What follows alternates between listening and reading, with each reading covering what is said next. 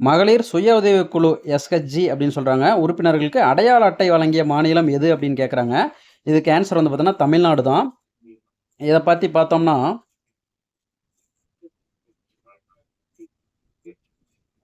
இந்த மகளிர் சுய உதவிக்குழு வந்து பார்த்தீங்கன்னா 1989ஆம் ஆண்டு வந்து பார்த்தீங்கன்னா, டாக்டர் மு. கலைஞர் கருணாநிதி அவர்களால் வந்து பார்த்தீங்கன்னா தொடங்கப்பட்டது. எங்க முதல்ல தொடங்குனா தருமபுரி மாவட்டத்தில வந்து தொடங்குறாங்க. இதோட நோக்கம் வந்து பார்த்தீங்கன்னா, பெண்களின் சமூக பொருளாதார மேம்பாடு தான் இதோட முக்கிய நோக்கம்னு சொல்றாங்க. இந்த சுய உதவி குழுவோட உறுப்பினரோட தகுதிகள் வந்து பார்த்தீங்கன்னா, ஒரே கிராமம் அல்லது ஒரே பகுதியை சேர்ந்தவரா வந்து பார்த்தீங்கன்னா இருக்கணும்.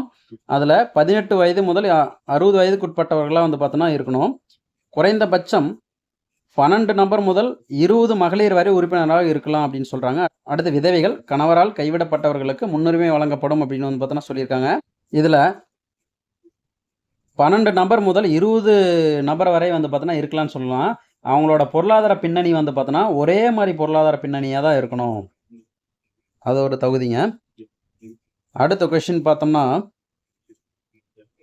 நான் முதல்வன் திட்டத்தின் கீழ் எத்தனை மாணவர்கள் திறன் மேம்பாட்டு பயிற்சி பெற்றுள்ளனர்? இந்த நான் முதல்வன் திட்டம் வந்து பார்த்தோன்னா 2022 மார்ச் 1ல வந்து தொடங்கப்பட்டதுங்க.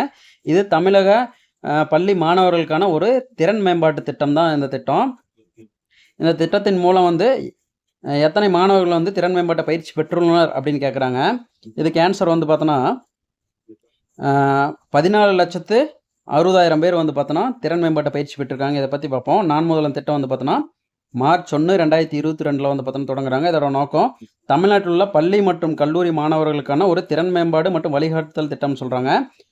இது வந்து அவர்களின் தொழில் சார்ந்த திறன்களை மேம்படுத்த நோக்கமாக கொண்டுள்ளது அப்படின்னு சொல்கிறாங்க. மொத்தம் 14,60,000 பேர் வந்து பார்த்தோன்னா இதன் மூலம் பயிற்சி பெற்றிருக்காங்க.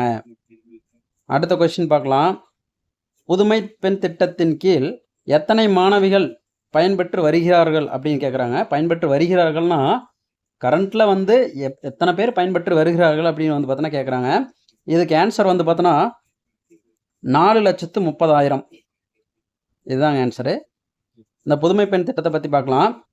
இது தொடங்கப்பட்ட வந்து பார்த்தோன்னா செப்டம்பர் 5, 2022ல வந்து பார்த்தோன்னா முதல் கட்டமாக தொடங்குறாங்க.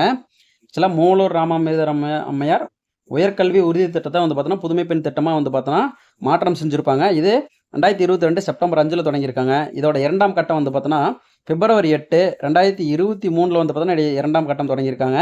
இதோட நோக்கம் வந்து பார்த்தோன்னா 6ஆம் வகுப்பு முதல் 12ஆம் வகுப்பு வரை தமிழக அரசு பள்ளிகளில் படித்த மாணவிகளுக்கு உயர்கல்வியில் சேரும்போது மாதம் ரூ. 1000 வழங்கும் திட்டம். அடுத்த கொஸ்டின் பார்க்கலாம். முதலமைச்சரின் காலை உணவு திட்டம் எத்தனை பள்ளிகளில் செயல்படுத்தப்பட்டு வருகிறது? இது இந்த திட்டம் ஆரம்பிச்சது